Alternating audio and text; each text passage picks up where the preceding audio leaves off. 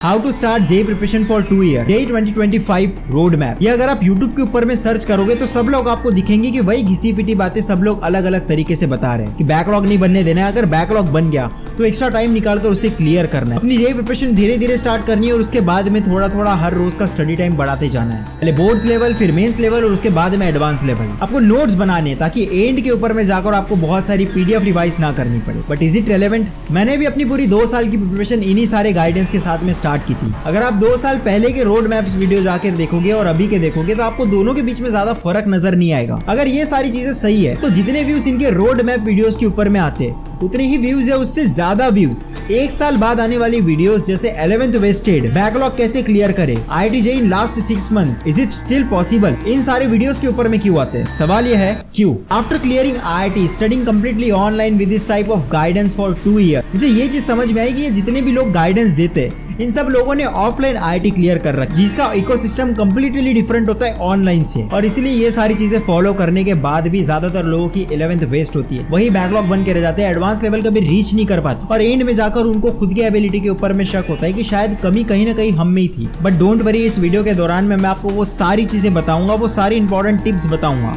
जो एक online student को फॉलो करनी चाहिए अपने पूरे 2 साल के IIT जेई की प्रिपरेशन के अंदर में। So this is Dheeraj from IIT Madras. मैंने कंप्लीटली 2 साल ऑनलाइन पढ़कर अपनी IIT क्रैक की है ऑल इंडिया रैंक 5877 के साथ में। अगर आपने अभी तक इस चैनल को सब्सक्राइब नहीं कर रखा तो मेक श्योर कि आप इस चैनल को सब्सक्राइब कर दें, because this channel is very important for you.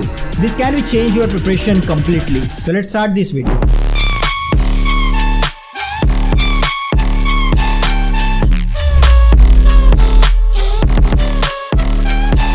सबसे पहले आपकी जो जेई की रैंक आनी होगी वो आपके 10th के परसेंट के ऊपर में डिपेंड नहीं करेगी। यहाँ पे बहुत सारे लोग ऐसे हैं जिनकी 90% के ऊपर आई है, कुछ लोग ऐसे हैं जिनकी 80-70 परसेंटेज आई है, या कुछ लोग ऐसे हैं जिनकी उससे भी कम आई है। और ऐसा भी बिल्कुल नहीं है कि जिन लोगों की परसेंटेज 95% के ऊपर आई है उनका गारंटेड सिलेक्शन होगा IIT के अंदर में। सो फर्स्ट इज प्लेटफॉर्म, कि आप किस कोचिंग से या किस प्लेटफॉर्म से पढ़ते हो इस 2 साल के दौरान। अभी आपको जितना समय लेना है उतना समय ले लो, 1 से 2 हफ्ता, और ये डिसाइड कर लो कि आप किस प्लेटफॉर्म के साथ में कंफर्टेबल हो, कौन सा प्लेटफॉर्म आपके लिए सही है, क्योंकि सामने जाकर आप इस चीज को चेंज नहीं कर सकते। अगर आपके पास में बजट है तो मैं आपको सजेस्ट करता हूं कि आपको ऑफलाइन कोचिंग की तरफ जाना चाहिए। अगर आपको रिनाउंड कोचिंग जैसे एलन, रेजोनेंस, फिटजी, आकाश के अंदर में टॉप बैचेस के अंदर में एंट्री मिल रही होती है। और अगर हम बात करें ऑनलाइन की तो जितने ही ऑनलाइन कोर्सेस है जो ये क्लेम करते हैं कि वो लोग JEE mains plus advance level पढ़ाते हैं, वो सारी प्लेटफॉर्म अच्छे हैं। अब अपने बजट के हिसाब से अलग अलग प्लेटफॉर्म देख सकते हो। बस एक चीज का ध्यान रखना कि फेमस टीचर के ऊपर में मत जाओ, वो प्लेटफॉर्म आपको सुटेबल होना चाहिए, आप उसके साथ में कंफर्टेबल होना चाहिए, और वो प्लेटफॉर्म के टीचर जो वो बीच में छोड़ कर ना जा रहे हो और उसके ऊपर जो कोर्स है वो फाइनल तक कंप्लीट होगा। सो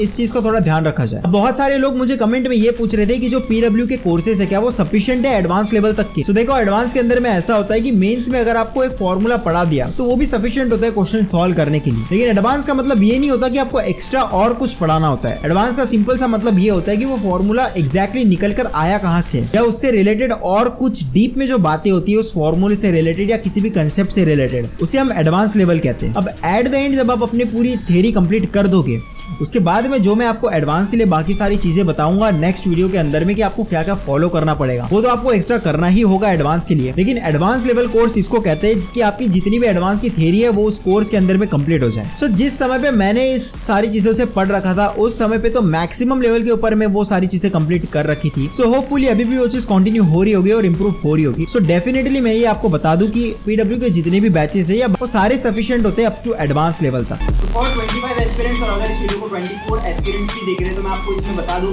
कि आप कौन सी बैचेस लेनी चाहिए। तो आज की डेट में आप लोगों को ये मानना पड़ेगा कि IITs के अंदर में ऑफलाइन से ज्यादा आज ऑनलाइन वाले बच्चे सिलेक्ट हो रहे हैं। सो अगर आप बैचेस के अंदर में जितने वीडियो लेक्चर्स पढ़ाते हैं, जितनी DPPs देते हैं, जो उनके मॉड्यूल्स है, अगर आप सिर्फ उतना भी करते हो पूरे डेडिकेशन के साथ में 2 साल, तो जेई मेन में एटलीस्ट बोल रहा हूँ मैं आपकी 95 परसेंटाइल के ऊपर तो गारंटेड आ रही है। अगर आप एक प्लेटफॉर्म से जुड़ते हो तो आपका जितना भी स्टडी रिसोर्स है वो स्पेसिफिक होता है और एक सीरियसनेस होती है। आपको बिल्कुल भी ये नहीं सोचना होता कि कौन से रिसोर्स से पढ़े, सारी चीजें टॉप टीचर्स ने ऑलरेडी सेट कर रखी होती है। अगर आप PW का कोर्स लेते हो तो ये लोग इनके बैचेस में ऑफर करते हैं live lectures with unlimited view of recordings. So अगर आप कोई लाइव लेक्चर मिस करते हो तो आप उसकी रिकॉर्डिंग भी देख सकते हो और उससे आपका बैकलॉग क्रिएट नहीं होगा। DPPs जिसके video solution in details bye class teachers, तो किसी भी क्वेश्चन में आपको डाउट नहीं आएगा। एंड टेस्ट सीरीज जो एवरी संडे होगी, और आज के दिन में रेलेवेंट टेस्ट सीरीज मिलना बहुत ज्यादा डिफिकल्ट है। रिवीजन को इजी बनाने के लिए ये लोग प्रोवाइड करते हैं short notes, formula sheet and mind maps जो आपके रिवीजन का टाइम डिक्रीज कर देता है। Peer to peer doubt solving will be provided, और ये फीचर मेरे टाइम पे नहीं था। इससे आपको आपके पीयर कंपटीशन का पता लगेगा। कुछ लोग बैचेस के बारे में पूछ रहे थे, तो मैं आपको स्पेसिफिकली बैचेस बता देता हूँ। For JEE 2025 aspirants Arjuna JEE 2.0 2024 batch, ये batch class 11th and JEE 25 aspirants के लिए फोकस्ड है, जो स्टार्ट हो गया 29 मई से, जिसमें फिजिक्स, केमिस्ट्री एंड मैथ्स का पूरा सिलेबस कवर होगा। इसका प्राइस रखा गया है ओनली 4200 रुपीज़। उसके बाद फॉर 2024 एस्पिरेंट्स लक्ष्य JEE 2.0 2024 बैच, ये batch 12th board and JEE 2024 focused है, जो स्टार्ट हो गया 12 जून 2023 से, और ये बैच अवेलेबल है सिर्फ 4200 रुपीज़ में। उसके बाद बचे ड्रॉपर्स, सो उसके लिए प्रयास 2.0 बैच, और इस बैच को India strongest JEE dropper batch भी बोला गया है, जो होगा आपका रोड मैप IIT तक का। और ये बैच उनके लिए जो JEE 2024 को क्लियर करना चाहते हैं। इस बैच का प्राइस है ओनली 4400 रुपीज़, और ये बैच स्टार्ट हो चुका है 11 जून 2023 से। ये बैच अवेलेबल है हिंदी मीडियम में भी एज अ प्रयास JEE हिंदी, जो अवेलेबल है सिर्फ 2700 रुपीज़ पे। और इन सारे बैचेस को खरीदने के लिए आप मेरा कूपन कोड भी यूज़ कर सकते हो, जो आपको स्क्रीन पे दिख रहा है। इससे आपको 150 रुपीज़ ऑफ मिलेगा, और उससे भी बहुत ज़्यादा इंपॉर्टेंट, मैं इन सारे स्टूडेंट्स को पर्सनली गाइड करूँगा। उस 150 के लिए नहीं, लेकिन अगर आपको पर्सनल गाइडेंस चाहिए तो आप मेरा कोड यूज़ कर सकते हो। जो लोग ऑनलाइन कोर्स भी अफोर्ड नहीं कर सकते, they can go for YouTube. अब यूट्यूब के अंदर में जो आपको 10x डेडिकेशन लगेगा, उसमें ऐसा होता है कि अगर आपको किसी टीचर का वीडियो पसंद नहीं आ रहा, तो आपके पास में चॉइस होती है कि आप चैनल चेंज कर दो। और इस तरीके से अगर उसमें आपकी गलती भी हो कि आपको समझ नहीं आ रहा है क्योंकि आपके बेसिक्स क्लियर नहीं है, फिर भी आप चैनल शिफ्ट करते रहोगे, और इसी तरीके से आपकी पूरी प्रिपरेशन भी रियून हो सकती है। सो मेक श्योर कि अगर आपका बजट है तो आप ऑनलाइन कोर्सेज की तरफ जाओ, क्योंकि उसके अंदर में सारी चीजें पहले से फिक्स होगी। लेकिन यूट्यूब से भी IIT क्लियर करना 100% पॉसिबल है अगर आपका डेडिकेशन आपके साथ है तो। जैसे मैंने भी अपने टाइम पे कंप्लीटली यूट्यूब से पढ़कर IIT क्लियर की थी, मैंने कोई भी पेड कोर्स नहीं खरीद रखा था। तो ये सारी चीजें आपके डेडिकेशन के ऊपर में डिपेंड करती है। लेक्चर्स जो है वो आपकी थ्योरी क्लियर करने में मदद करेंगे up to mains and advance level, लेकिन जो आपको क्वेश्चंस है या जो आपको कंसेप्ट को आपके मार्क्स के अंदर में कन्वर्ट करने की जो कला होती है, वो तो आपको क्वेश्चन सॉल्व करके प्रैक्टिस करके ही आने वाले हैं। Second is notes. अब बहुत सारे लोग ये रिकमेंड करते हैं कि आपको नोट्स बनाना चाहिए, ताकि जब एंड पॉइंट के ऊपर में आपको बहुत सारी PDF पढ़ने की जरूरत ना पड़े, आप नोट से इजीली अपना रिवाइज कर सकते हो। आज के दिन में आपका लेक्चर कंप्लीट होती है, आपको PDF नोट्स प्रोवाइड कर दी जाती है। फिर भी मैं देखता हूँ बहुत सारे यूट्यूबर्स आपको ये रिकमेंड करते हैं कि आपको नोट्स बनाना चाहिए अपने बुक्स के अंदर में। देखो, मैं इस चीज के कंप्लीटली अगेंस्ट हूँ। आपको 5 घंटे डेली लेक्चर्स देखने में लगेंगे, एक फिजिक्स, केमिस्ट्री और मैथ्स का, हर इसका एक लेक्चर। उसके बाद में आप 3 घंटे लगाओगे अपने नोट्स बनाने के ऊपर में, और फाइनली जाकर भी आपको हरदम ऐसा डाउट रहेगा कि शायद मैंने कुछ मिस कर दिया इस नोट्स में लिखने के लिए, तो आप फिर से उस PDF को जाकर खोलोगे। इन सारी चीजों से आपका बस टाइम वेस्ट होगा। जब 11th में मेरे पास इस चीज का गाइडेंस नहीं था, तो मैंने इसी के ऊपर में बहुत ज्यादा टाइम वेस्ट किया था। मेरे पास में एटलीस्ट इतनी सारी बुक्स जमा हो गई थी जिसके अंदर में मैंने सिर्फ और सिर्फ नोट्स बना रखे थे, जिन्हें मैंने लिटरली 1 से 2 बार भी नहीं पढ़ा था। इसके जगह मैं आपको ये रिकमेंड करता हूँ कि वो जो 3 घंटे आपने नोट्स बनाने के ऊपर में लगाए, आपको उसके अंदर में आपके PDF नोट्स जो है उसको रिवाइज करना है। अब जो नोट्स आपको लेक्चर के दौरान बनाने हैं, जिससे आपका रिटेंशन लेवल बना रहे, कि लेक्चर में आपका कंप्लीटली ध्यान रहे, उसमें आपको ऐसा करना है कि सबसे पहले आपको डेट डालनी है, लेक्चर नंबर लिखना है, और उसके बाद में आपको टॉपिक लिखते जाने जो आपको पढ़ाए जा रहे हैं। जैसे अभी मोल कंसेप्ट के अंदर में आपको मोलैरिटी पढ़ाई जा रही है, नॉर्मेलिटी पढ़ाई जा रही है, तो आपको सिर्फ उस टॉपिक के नाम लिखना है, जिससे आपको ये याद रहे कि ये सीक्वेंस के अंदर में अपने को ये सारी चीजें पढ़ा रखी थी। उसके बाद में जितने भी फॉर्मूलेस आपको लेक्चर के अंदर में दिए जाते हैं, आपको सिर्फ वो फॉर्मूलेस लिखने अपने नोट्स में, और वो सारी इंपॉर्टेंट चीजें जो टीचर ने कुछ क्लास में बोली लेकिन उसको बोर्ड के ऊपर में नहीं लिखा या वो स्लाइड में अवेलेबल नहीं, उन सारी चीजों को आपको अपने नोट्स के अंदर में इंक्लूड करना है। PDF नोट्स रिवाइज करने का सबसे सही तरीका ये होना चाहिए कि सबसे पहले आपको वो सारे कंसेप्ट समझने हैं, उसके बाद में जितने भी इलस्ट्रेशन बेस्ड क्वेश्चन उसके अंदर में करा रखे, आपको सारे क्वेश्चन खुद से करने। फॉर्मूले को ज्यादातर आप रटने की कोशिश मत करो कि हर एक चीज आप याद रखो। जब आप बहुत सारे क्वेश्चन करोगे उस फॉर्मूला के बेस पे, बार बार उस फॉर्मूले को लगाओगे, तो ऑटोमेटिकली वो फॉर्मूला आपको याद हो जाएगा। सो नोट्स बनाने के ऊपर में बिल्कुल भी टाइम वेस्ट नहीं करना है। सबसे पहली बार जब आप PDF नोट्स रिवाइज करोगे तो आपको 1 घंटा लगेगा एक नोट्स को रिवाइज करने के लिए। उसके बाद में फिर आपको दूसरे दिन उस नोट्स को फिर से रिवाइज करना है, तब आपको क्वेश्चन सॉल्व नहीं करना है, तब आपको उसको सिर्फ पढ़ना है। तब आपको max to max 15 to 20 minutes लग रहे होंगे। और वीकेंड में जैसे सैटरडे संडे को आपको सारे के सारे नोट्स रिवाइज करने हैं, along with question practice also. जितने भी क्वेश्चन उसके अंदर में सॉल्व करा रखे थे, आपको उसको फिर से सॉल्व करने। ऐसा करते करते ये होगा कि एंड तक आपको वो सारे लेक्चर नोट्स रट जाएंगे। आपको बस स्लाइड्स चेंज करते जानी है, दिमाग में वो पूरी इमेज क्लियर होती जाएगी कि इस नोट्स के अंदर में क्या दे रखा था। बस आपने वो जो फॉर्मूले, वो जो हैंड रिटन नोट्स में लिखे, वो आपको काम आएंगे, क्योंकि फॉर्मूले जो वो हम लास्ट मोमेंट पर भी भूल सकते हैं। ये था नोट्स बनाने का एक इफेक्टिव तरीका। Now third, reference book. देखो यही सारा गेम चेंज होगा। देखो अगर आप सिर्फ लेक्चर और लेक्चर नोट्स को ही पूरे 2 साल के दौरान में डेडिकेटेडली फॉलो करते हो, तो आपकी मेंस में एक बहुत अच्छी परसेंटाइल आ जाएगी। लेकिन अगर आपको 99 परसेंटाइल चाहिए या आपको एडवांस क्लियर करनी है, उसके अंदर में बहुत अच्छी रैंक चाहिए, तो फिर आपको रेफरेंस बुक की तरफ जाना पड़ेगा। अब होता यह है कि रेफरेंस बुक जब आप सॉल्व करते हो तो वो बहुत ज़्यादा डिफिकल्ट होती है। उसके अंदर में बहुत कॉम्प्लिकेटेड क्वेश्चन दिए जाते हैं जिसके अंदर में बहुत ज़्यादा समय लगता है, लेवल बिल्ड करने के लिए बहुत ज़्यादा समय लगता है, और जितने एस्पिरेंट है सबको ही रेफरेंस बुक के पीछे भागना है। अब इससे होता यह है कि अगर आप रेफरेंस बुक सॉल्व कर रहे हो, अगर आप टाइम मैनेज नहीं कर पा रहे, अगर आपकी वो लेवल ही नहीं है रेफरेंस बुक सॉल्व करने की, तो उसके कारण ये होगा कि आप नोट्स रिवाइज करना बंद कर दोगे, आप नोट्स की रिवीजन करना बंद कर दोगे, और आपकी जितनी परसेंटाइल मेंस के अंदर में आनी होगी आपकी परसेंटाइल उतनी भी नहीं आएगी। अगर आपकी परसेंटाइल मान लो 96, 97 परसेंटाइल आनी थी तो मे भी पॉसिबिलिटी है कि वो 90 के नीचे उतर जाए, कट ऑफ भी पार ना हो। सो मेक श्योर कि अगर आपकी वो लेवल है रेफरेंस बुक सॉल्व करने की, या अगर आप उतना टाइम मैनेज कर पाते हो, उतना टाइम आप पढ़ाई को दे रहे हो, तो ही आप रेफरेंस बुक की तरफ में जाना। रेफरेंस बुक के ऊपर मैं एक डेडिकेट वीडियो लेके आऊँगा कि मैंने कौन सी बुक फॉलो की थी। शॉर्टली मैं थोड़ा बता देता हूँ। देखो, मैथ्स के लिए सिंगेज करनी है, फिजिक्स के लिए भी सिंगेज, केमिस्ट्री के लिए ऑर्गेनिक केमिस्ट्री के लिए मैंने हिमांशु पांडे की थी, फिजिकल केमिस्ट्री के लिए नीरज कुमार या नरेंद्र अवस्थी भी की जा सकती है, और इनऑर्गेनिक के लिए लेक्चर नोट्स ही काफी है। रेफरेंस बुक में आपको इस तरीके से सॉल्व करना है कि सबसे पहले जितने भी लेवल 1 के क्वेश्चन है उसको आपको एज ए टेस्ट सॉल्व करना है विद प्रॉपर टाइम। आपको टाइम लगाकर उस टेस्ट को सॉल्व करना है, और ये सारी चीजों का आपको रिकॉर्ड रखना है कि आपसे कितने क्वेश्चन सॉल्व हुए, कितने गलत हुए, कितने आपसे सॉल्व नहीं हुए। राउंड 1 के अंदर में जितने क्वेश्चन आपसे सॉल्व हुए वो ठीक है, सॉल्व नहीं हुए इसके आपको सोल्यूशन नहीं देखने। एटलीस्ट आपको उसको 4 से 5 दिन तक ट्राई करना है। जैसे अभी वो क्वेश्चन सॉल्व नहीं हुआ, उसके बाद में फिर थोड़ी देर बाद जाके सॉल्व किया, कल सॉल्व किया, परसों सॉल्व किया। इस तरीके से जब आप इसको 4 से 5 बार ट्राई दे दोगे, कुछ क्वेश्चन सॉल्व होंगे, कुछ फिर भी सॉल्व नहीं होंगे, लेकिन तब तक ये चीज तो क्लियर हो जाएगी कि वो क्वेश्चन आपके क्रिटिकल थिंकिंग के कारण नहीं अटक है। वो इसलिए अटक रहे क्योंकि आपको कंसेप्ट के अंदर में कुछ ना कुछ डाउट है। उसके बाद फिर आपको सॉल्यूशन देखकर वो कंसेप्ट के अंदर का डाउट क्लियर करना है। इस तरीके से जब आप सॉल्व करोगे तो अब आपकी क्रिटिकल थिंकिंग धीरे धीरे डेवलप हो। अगर आपको एडवांस के अंदर में बहुत अच्छी रैंक चाहिए, अंडर 5000,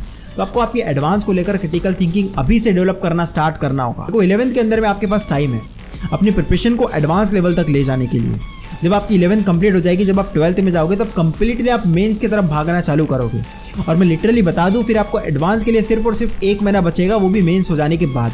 तब ये चीज़ मैं क्लियरली बोल दूं कि तब अंडर 2000 रैंक लाना पॉसिबल नहीं है। तब मे भी आप एडवांस के लिए पढ़कर ये ट्राई कर सकते हो कि आपकी एडवांस क्लियर हो जाए या 15-20 हज़ार 10 हज़ार के आसपास रैंक आ जाए। वेल, मेरा पहले से ऐसी था कि मैं रेफरेंस एडवांस को रखकर अपनी प्रिपरेशन किया करता था, जिसने मुझे एडवांस के अंदर में बहुत ज़्यादा लास्ट मोमेंट में मदद करी ऑल इन रैंक 5877 लाने में। सो जो आपकी प्रिपरेशन चल रही है, अपार्ट फ्रॉम दैट आपको एडवांस लेवल के ऊपर में किसी भी एक चैप्टर को सबसे पहले पहुंचाना है, भले उसके लिए 1 महीना भी क्यों ना लगे। इनिशियली वो बहुत ज़्यादा डिफिकल्ट होगा, 10 में से कभी कभी ऐसा होगा कि 1 क्वेश्चन सॉल्व हुआ, कभी कभी वो 1 क्वेश्चन सॉल्व भी नहीं होगा, लेकिन एक ऐसा क्रिटिकल पॉइंट आएगा जिस पॉइंट के बाद आपके एडवांस के क्वेश्चन सॉल्व होना स्टार्ट हो जाएंगे। सो ये सारी चीज़ें अचीव करने के लिए आपके पास में 11th में बहुत ज़्यादा समय है।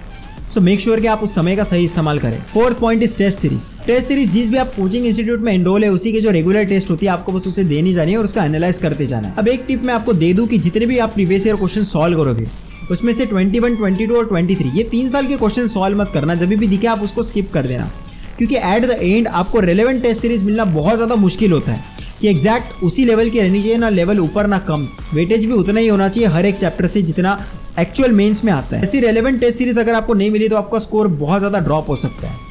सो इसीलिए हम जो लास्ट प्रीवियस ईयर के क्वेश्चन होते हैं, हम उसको एज ए टेस्ट देते हैं पूरे सेट को। सो आपको ये मेक श्योर करना है कि आप जब प्रीवियस ईयर क्वेश्चन सॉल्व करो तो वो 21, 22 और 23 के क्वेश्चन आप सॉल्व ना करो, उसको स्किप कर दो, ताकि वो एंड में काम आए आपको एज ए टेस्ट सीरीज। अब ये था 2025 का पूरा रोड मैप। आपको 2 साल के दौरान इस तरीके से प्रिपरेशन करनी है। ये सारी थी जनरल बातें। अब मैं आपको कुछ एडिशनल टिप दे दूं। देखो, मैं ज़्यादातर लोगों का यहाँ पे फ्यूचर प्रेडिक्ट कर सकता हूँ। होगा ये कि अभी आपकी प्रिपरेशन चल रही है, आपके अंदर में एक पैशन है कि IIT जाना है, प्रिपरेशन बड़ी स्मूथ चल रही है, टेस्ट में स्कोर भी आ रहा है। अब जैसे ही आपका किसी भी एक चैप्टर का बैकलॉग बना, मे बी पॉसिबिलिटी कि वो किसी वैलिड रीजन के कारण बनाओ, लेकिन जैसे आपका बैकलॉग बना आप उसे क्लियर करने का ट्राई करोगे। फिर जो आपके ऑन गोइंग चैप्टर है आप उसमें से टाइम निकाल कर उसे क्लियर करोगे, जैसे बाकी लोग रिकमेंड भी करते हैं। लेकिन उससे होगा ये कि उस एक चैप्टर के बैकलॉग क्लियर करने के चक्कर में आप 2 से 3 चैप्टर का और ज्यादा बैकलॉग बना चुके होंगे। उसके बाद रेफरेंस बुक तो दूर, आप PDF नोट्स की रिवीजन भी करना छोड़ दोगे। और जब 11th कंप्लीट होगी तब आपका सिर्फ एक ही स्टेटमेंट होगा कि अभी 11th तो वेस्ट है, is it possible to clear IIT JEE। और जब 11th कंप्लीट होगी तब आप यूट्यूब के ऊपर में जाकर यही सर्च करोगे कि 11th wasted, still possible to clear IIT JEE।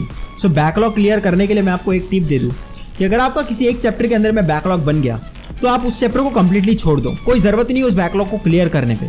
जो करंट चैप्टर्स चल रहे हैं आपको उसके ऊपर में फोकस करना है, एक भी चीज़ स्किप नहीं करनी है, ना रेफरेंस बुक, ना PDF नोट्स, ना PDF नोट्स की रिवीजन। अगर उस चैप्टर के वजह से सामने के चैप्टर में कुछ प्रॉब्लम आ रही है तो आपको बस उसके PDF नोट्स पढ़ने ऊपर से, और जो भी कंसेप्ट आपको उसके अंदर में आपको लग रहा है कि उसका प्री रिक्विजिट है, उसको जाके यूट्यूब के ऊपर में सर्च करो, 1-2 मिनट के जो कंसेप्ट लेक्चर्स होते हैं आप उसके थ्रू उस कंसेप्ट को सीख लो। लेकिन उस चैप्टर को क्लियर करने की कोशिश मत करो, करंट चैप्टर्स के ऊपर में फोकस करो।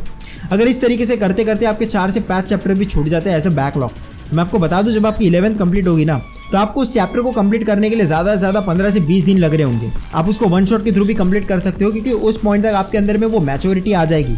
सेकंड, ये बहुत ज़्यादा इंपॉर्टेंट चीज़ है, इस ऑनलाइन प्रिपरेशन के दौरान सबसे बड़ा जो डिस्ट्रैक्शन आपके लिए निकल कर आएगा कि अलग अलग कंपनीज, अलग अलग प्लेटफॉर्म इस समय पे ऑनलाइन पढ़ा रहे हैं। अब सबके अलग अलग एजेंडाज हैं, आपको पॉलिटिक्स खेलते नहीं बैठ जानी है।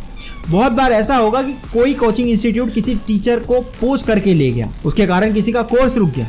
तो होता ये है कि ऑनलाइन के ऊपर में सारे लोग अपनी पॉलिटिक्स खेलना चालू कर देते हैं कि ये प्लेटफॉर्म अच्छा है, ये प्लेटफॉर्म बुरा है, ये सस्ते में पढ़ाता है, ये फ्री में पढ़ाता है। देखो, ये एक्सपेक्ट करना तो बंद कर दो कि कोई आपको फ्री में पढ़ा रहा है। अगर सामने वाला अपना टाइम आपके ऊपर में लगा रहा है, अगर सामने वाला अपनी वैल्यू आपके ऊपर में लगा रहा है, तो आपसे डेफिनेटली चार्ज तो जरूर करेगा। वो आपको आपके बजट के हिसाब से पहले डिसाइड करके रखना है कि मेरे को किस प्लेटफॉर्म के साथ में जाना है, और उसके बाद 2 साल आपको कंप्लीटली उस प्लेटफॉर्म पे ट्रस्ट करना है कि अगर मैं 2 साल इस प्लेटफॉर्म के ऊपर में पढ़ा तो डेफिनेटली मेरी IIT तो क्लियर हो रही है। कुछ लोग ये रिकमेंड करते हैं, थर्ड इंपॉर्टेंट टिप इज, कुछ लोग ये रिकमेंड करते हैं कि आपको धीरे धीरे अभी अपनी प्रिपरेशन स्टार्ट करनी चाहिए, उसके बाद में अपने स्टडी आवर को धीरे धीरे बढ़ाते जाना चाहिए। देखो, मैं इस चीज़ को रिकमेंड नहीं करता। जितना आप एग्जाम के कुछ वीक्स पहले पढ़ोगे ना, उतनी प्रिपरेशन आपको अभी करनी पड़ेगी, 16-17 घंटे की। एक होता है डेली रूटीन, आप उठे, खाना खाए, सो गए, और इस डेली रूटीन के अलावा आपके लाइफ में सिर्फ पढ़ाई होनी चाहिए इस समय पर, एटलीस्ट इनिशियल 1 से 2 महीने के लिए। जिसने इस 1 से 2 महीने के अंदर में 16 से 18 घंटे पढ़ लिया, सिर्फ पढ़ाई की, पढ़ाई के अलावा और कुछ भी नहीं किया,